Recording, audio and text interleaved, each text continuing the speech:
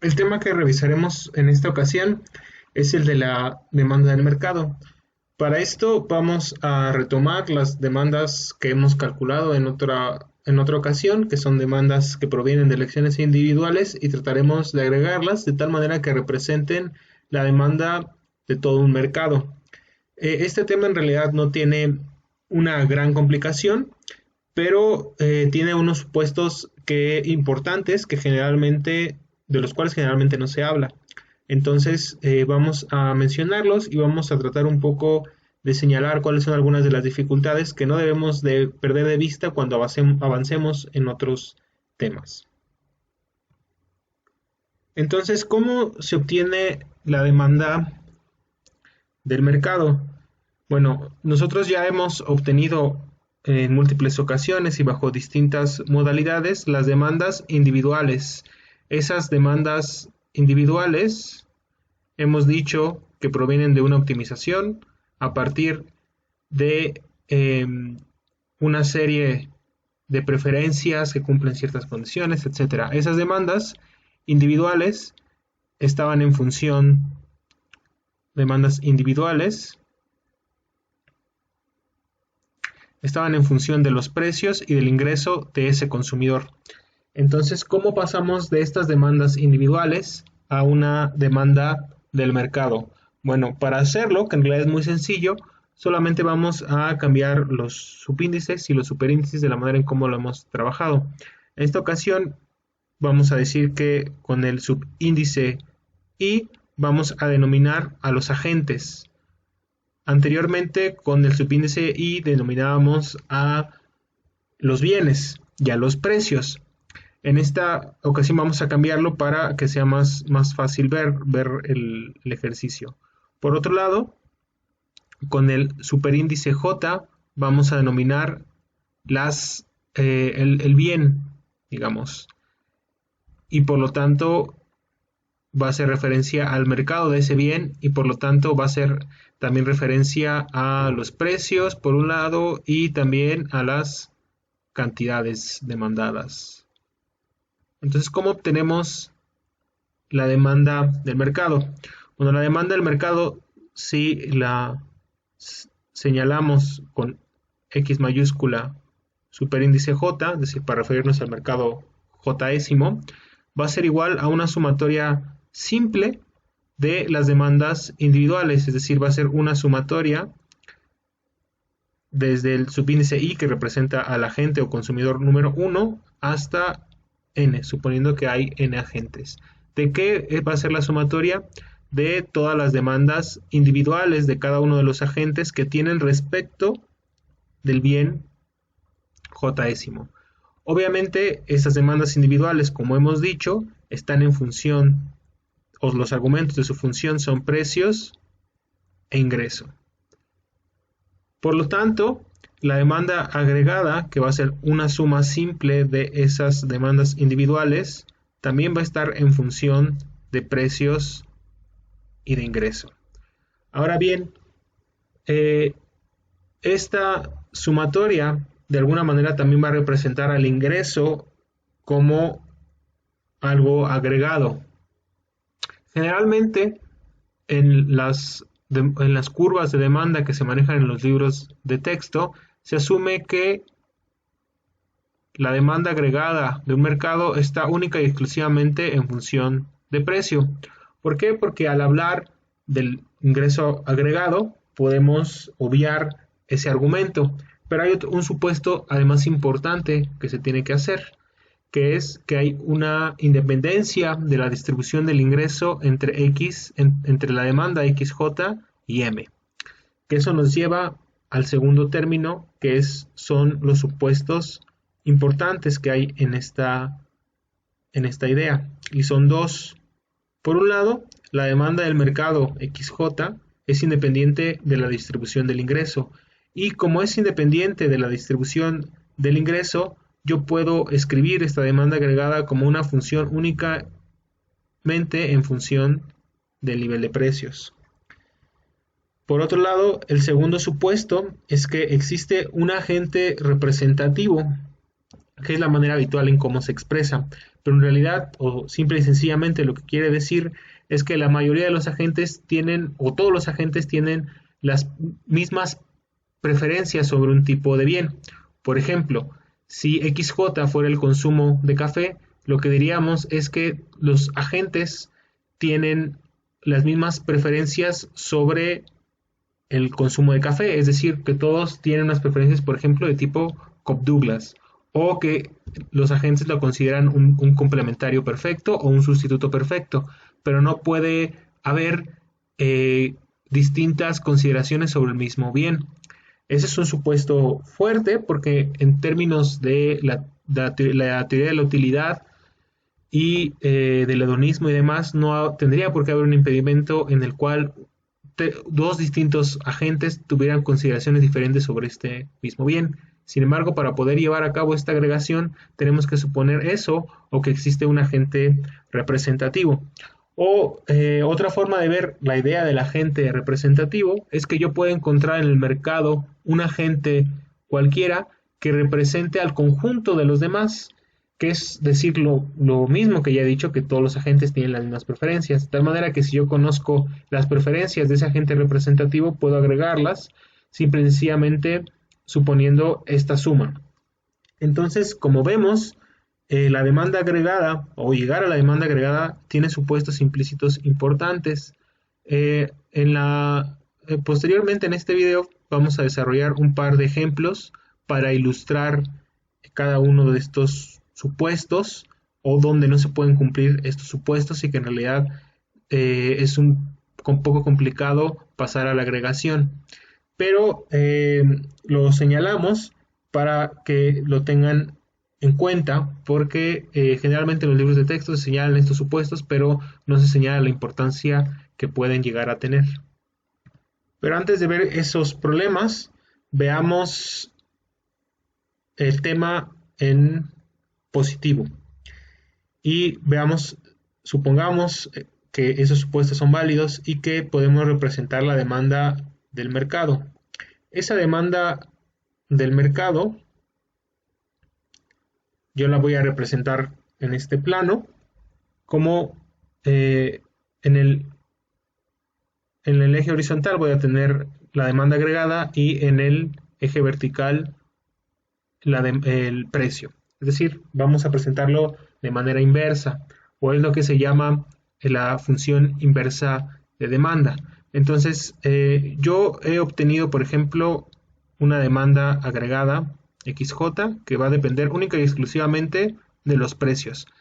Si yo graficara esa idea, bueno, tendría que estar en el eje horizontal como variable independiente el precio y como variable dependiente en el eje vertical precio J, el precio del bien J. Pero aquí es PJ. Entonces, ¿cómo vamos a representarlo como generalmente se hace? Vamos a hablar de la función inversa de demanda, que no es nada más que tomar, bueno, no es igual, sino vamos a graficar XJ, la función inversa, que es simple y sencillamente PJ XJ, es decir, solamente la vamos a invertir. Lo importante es que no importa cuál de las dos funciones yo tome, si yo tomo la derivada parcial o la derivada de XJ respecto a PJ o de PJ respecto a XJ, voy a tener el mismo sentido, es decir, que la derivada parcial, perdón, de XJ respecto de PJ es menor que 0 y que si yo tomo la derivada parcial de la función inversa o de PJ respecto de XJ va a ser menor que 0 y que voy a tener una función con pendiente negativa. Es decir, que yo voy a tener algo parecido a esto en donde es claro que la pendiente es negativa. Una forma sencilla de verlo es si yo tomo, por ejemplo, la demanda Cobb-Douglas. Tomemos como ejemplo una función Cobb-Douglas, que ya conocemos cómo se comporta su demanda individual.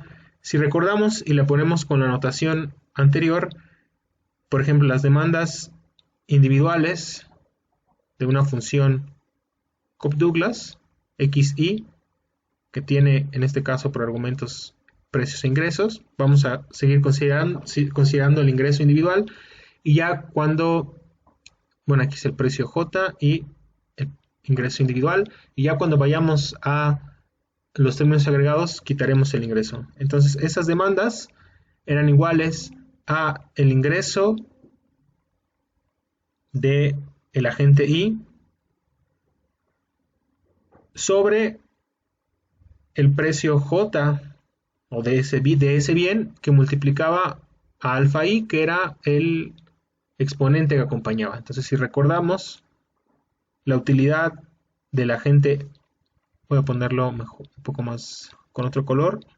Entonces, si recordamos, la función de utilidad que representaba esas preferencias era UI, la utilidad de ese agente de X. Aquí va a ser ahora 1, 2, porque ahora estamos representándolos en el superíndice, y esa preferencia igual a x1 elevado a la alfa 1 por x2 elevado a la alfa 2.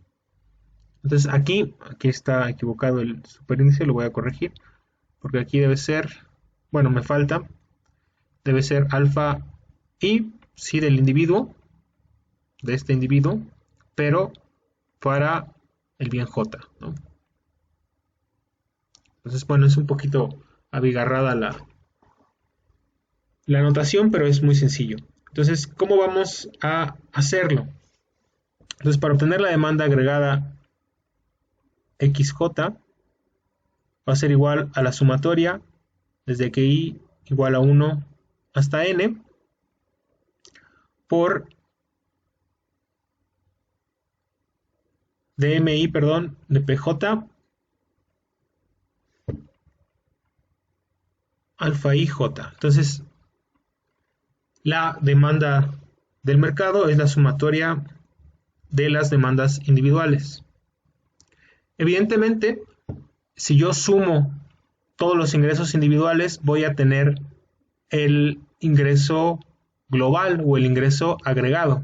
Por lo tanto, yo puedo tener como M, es decir, si M mayúscula representa el ingreso agregado, o bien si lo pongo acá arriba, que M es igual a la sumatoria desde que I igual a 1 hasta N de MI, o bien que M mayúscula representa el ingreso agregado.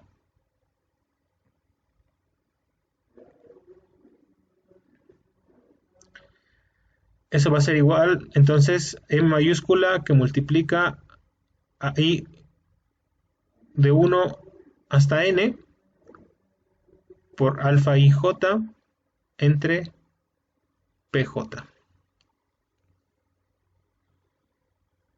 Si yo asumo que todos tienen las mismas preferencias, puedo llegar a que, es decir, que alfa IJ es el mismo para todos, puedo llegar a que la demanda del mercado va a ser igual a M, que es el ingreso agregado, entre el precio J, que es el mismo para todos, entonces puedo sacarlo por N veces alfa y J. Solo esta sería la forma de expresar la demanda agregada de esta función Cobb-Douglas, si solo si todos tienen las mismas preferencias. Entonces, yo puedo, entonces voy a ponerlo aquí solo para representarlo de otra manera, que voy a ponerlo con lambda. Lambda va a ser igual a n veces alfa y j. Entonces la demanda agregada j va a ser igual a el ingreso agregado sobre el precio del bien j por lambda. Es decir, va a ser una forma prácticamente igual a esta función Cobb-Douglas. Obviamente estamos suponiendo que se cumplen los supuestos de los que hablábamos. Entonces, esta demanda agregada XJ tiene una única variable de la que depende, que va a ser el precio J. ¿Por qué? Porque el ingreso agregado, si suponemos que no cambia y que lo único que podría variar es la distribución del ingreso, pero que la distribución del ingreso no me afecta ese nivel, porque estamos suponiendo eso, entonces puedo representarlo como que la demanda agregada depende única y exclusivamente del precio de J. Si yo saco, bueno, esta es la función de demanda.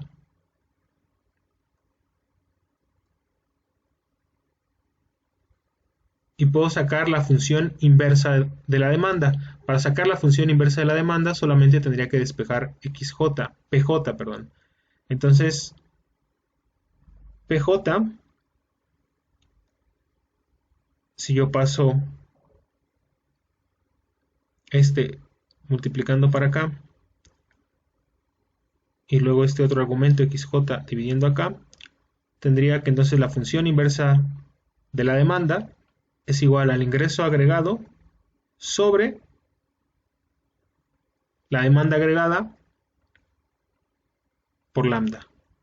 Y entonces tenemos que PJ de XJ es la función inversa de la demanda. Entonces lo único que tenemos que hacer para completar la idea es que tanto la derivada parcial de la función de demanda como la derivada parcial de la función inversa de la demanda sean negativas. Entonces, si yo saco la derivada parcial de la función de demanda, que es XJ respecto del precio J, ¿qué obtengo?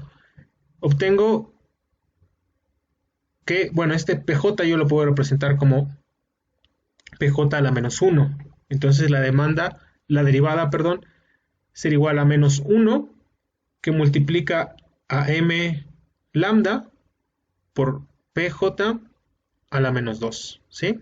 Es decir, lo que estoy haciendo es que estoy diciendo que XJ es igual a PJ elevado a la menos 1, subirlo con el exponente negativo, que multiplica a m por lambda.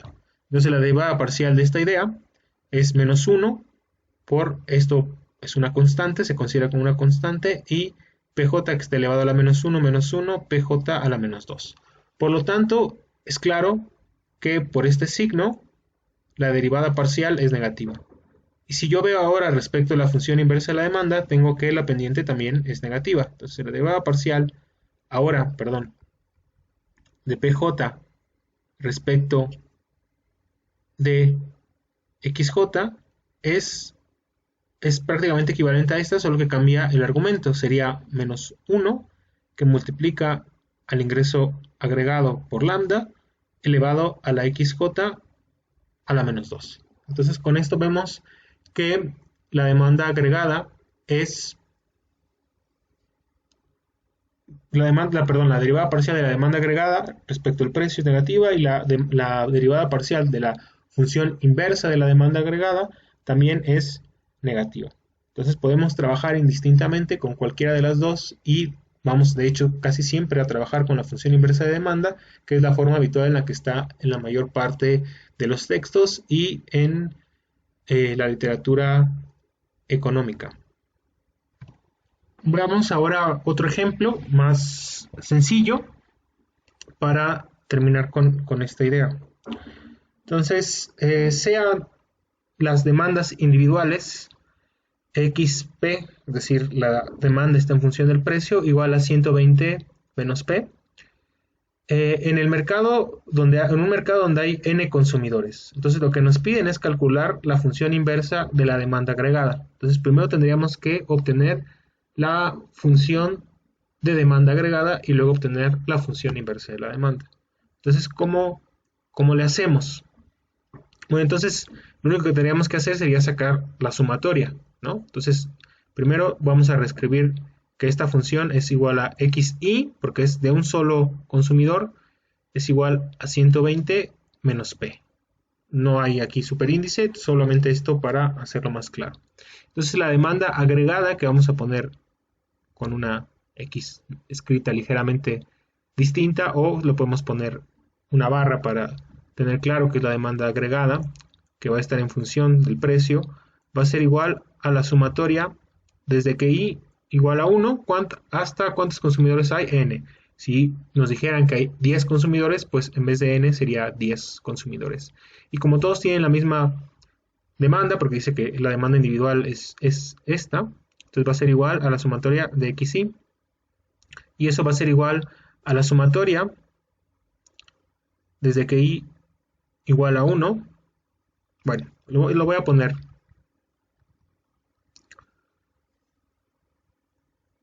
Esto sería igual entonces, como XI es igual, o es lo mismo, sería igual a n veces XI. Entonces eso sería igual a n veces 120 menos P. O bien sería igual a 120n menos np. Entonces, esta es la función de la demanda agregada. Entonces, la demanda agregada es igual a 120 por n menos n veces el precio. Y por lo tanto, la función inversa de la demanda, que va a ser igual a x barra menos 1 de p, va a ser igual a p de x. Y eso implica solamente hacer el despeje de esta función, es decir, p de x, si lo ponemos aquí abajo, vamos a hacer el despeje.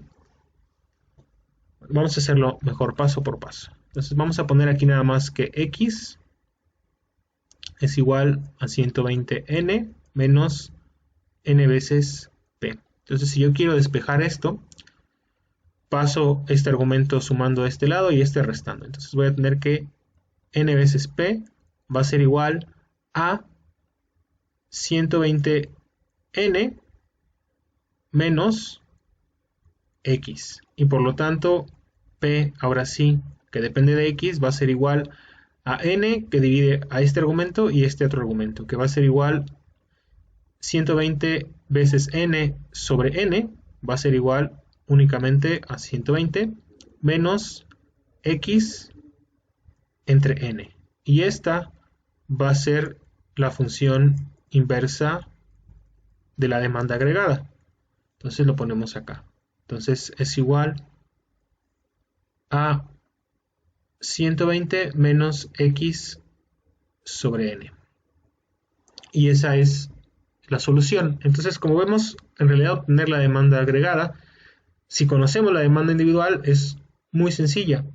Y la única complicación sería que las demandas individuales tuvieran alguna forma funcional por ahí un poco extraña, pero generalmente se trabaja con funciones lineales o funciones no tan complicadas. Entonces, como decía al principio, no es un tema realmente complicado, pero vayamos a la revisión de los dos supuestos. Para hacerlo, vamos a dar dos ejemplos y somos claros en que son solamente dos ejemplos donde no se cumple los supuestos y por lo tanto no se podría agregar o hay otras cosas que considerar. No estamos pensando que es una demostración y nada más, solamente estamos ilustrando con dos ejemplos algunos de los problemas de obtener una demanda agregada. Entonces avancemos y veamos primero el problema de la distribución del ingreso. Supongamos una función Cobb-Douglas que ya hemos revisado bastante. Entonces sabemos que la demanda individual de una función Cobb-Douglas para un bien, para un individuo, ¿cómo vamos a trabajar un mismo bien? No voy a poner el superíndice XJ para no crear confusión. Va a ser igual a XI respecto de su ingreso sobre el precio por por alfa I, ¿no? Suponiendo que existe alfa I y alfa beta. Alfa I, perdón, y beta J. Es decir, que la función de utilidad es igual a X1, X2, que es igual a X1 a la alfa por X2 a la beta. Entonces vamos a hablar solamente del bien 1. Y entonces vamos a suponer que existe un ingreso agregado, que el ingreso agregado es igual a 120 y que para el primer individuo, alfa 1 va a ser igual a un medio, para el segundo individuo, es decir, para el agente 2, su consumo, su exponente de su función de utilidad va a ser un tercio, y que para el tercer individuo va a ser igual a un quinto. Entonces vamos a considerar primero un caso, digamos, una primera condición. En esa primera condición, todos los agentes tienen la misma proporción del ingreso, es decir, que el ingreso del agente 1 es igual a 40, el ingreso del agente 2 es igual también a 40 y por lo tanto el ingreso del tercer agente o del tercer consumidor también es igual a 40. Por lo tanto, la demanda del primer individuo va a ser igual a su ingreso, 40, sobre el precio. No hemos dicho el precio, pero supongamos que el precio de este bien es igual a 1 para no complicarnos los cálculos. Entonces va a ser 40 entre 1 por su exponente o su grado de sustitución entre x1 y x2, que en este caso es un medio. x2 va a ser igual a 40 también entre 1, que multiplica un tercio, y el del tercer agente va a ser igual a 40 también sobre 1, que multiplica a un quinto. Entonces esto evidentemente nos va a decir que para el primer agente esto es igual a 20, esto es aproximadamente 13.33 continuo, y esto es igual a 8. Por lo tanto, la demanda agregada con ese precio va a ser igual a 20 más 13.33 continuo más 8. Y eso es igual a 41.33 continuo. Entonces esta es la demanda agregada. Ahora, si yo dijera que la demanda agregada es independiente de la distribución del ingreso, yo podría variar la distribución de este ingreso y tendría que obtener el mismo resultado o el mismo nivel de demanda agregada con estas preferencias. Entonces, vamos a hacerlo. Entonces, supongamos ahora que cambie la distribución del ingreso. Vamos a ponerlo con otro color. Vamos a suponer en esta segunda condición que cambia la distribución del ingreso, que el primer agente ahora tiene la mitad del ingreso global, entonces el primer agente tiene un ingreso de 60 y el restante ingreso se divide de manera igual entre los otros dos agentes, es decir, tiene 30 y el tercer agente tiene 30. Entonces, si calculamos rápidamente las demandas individuales, ya sabemos que el precio es 1, entonces no importa considerar para el cálculo el precio, entonces va a ser 60 que multiplica un medio, x2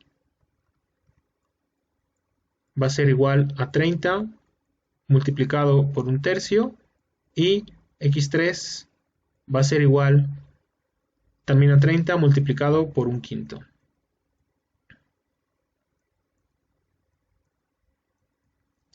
Entonces, en la primera demanda va a ser igual a 30. En el segundo caso va a ser igual a 10. Y en el tercer caso va a ser igual a 6. Entonces, en este caso, la demanda agregada va a ser igual, si hacemos directamente la suma, igual a 46, que es distinto de la demanda agregada anterior. Por lo tanto, la distribución del ingreso sí que afecta la demanda agregada. por lo tanto es un supuesto fuerte. ¿Qué más podemos decir de esto? Bueno, la única forma en que esta distribución del ingreso no afectara es que en realidad todos los consumidores tuvieran la misma, no solo el mismo tipo de preferencias, que es lo que estamos asumiendo una función Cobb-Douglas, sino como en el ejemplo anterior, que tengan la misma consideración sobre el bien. Es decir, que para que no hubiera este problema, tendríamos que decir que alfa 1 tendría que ser igual a alfa 2 igual a alfa 3. Es decir, que todos los consumidores son iguales, lo cual rompe un poco con la idea de la teoría de la utilidad y que cada uno de manera subjetiva valora de manera a su gusto los bienes. Entonces es un supuesto importante que tenemos que considerar que está implícito en el problema de la agregación. Es decir, con este ejemplo podemos ver los dos casos, ¿no? Esto nos lleva a la conclusión de que tiene que haber un agente representativo. Lo que estoy haciendo aquí de alguna manera es romper los dos supuestos, que no hay un agente representativo porque tienen preferencias distintas y que cambia la distribución del ingreso. Entonces, en este ejemplo podemos ver los dos problemas. Con eso terminamos esta parte de la demanda agregada.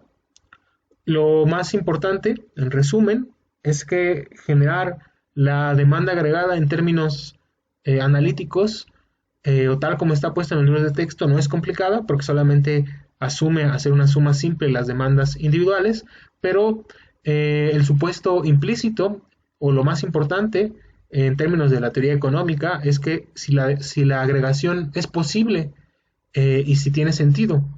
Aquí al final con esto vemos que es complicado hablar del problema de la agregación, que es un problema general de la teoría económica y que se repite no solo en el tema del consumo, sino también en el tema de la producción.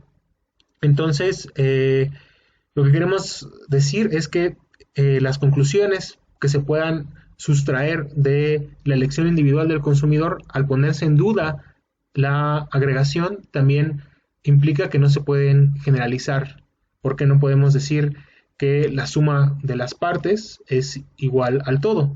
Entonces, queremos señalar que es importante tener claro las limitaciones de pasar de lo micro a lo macro.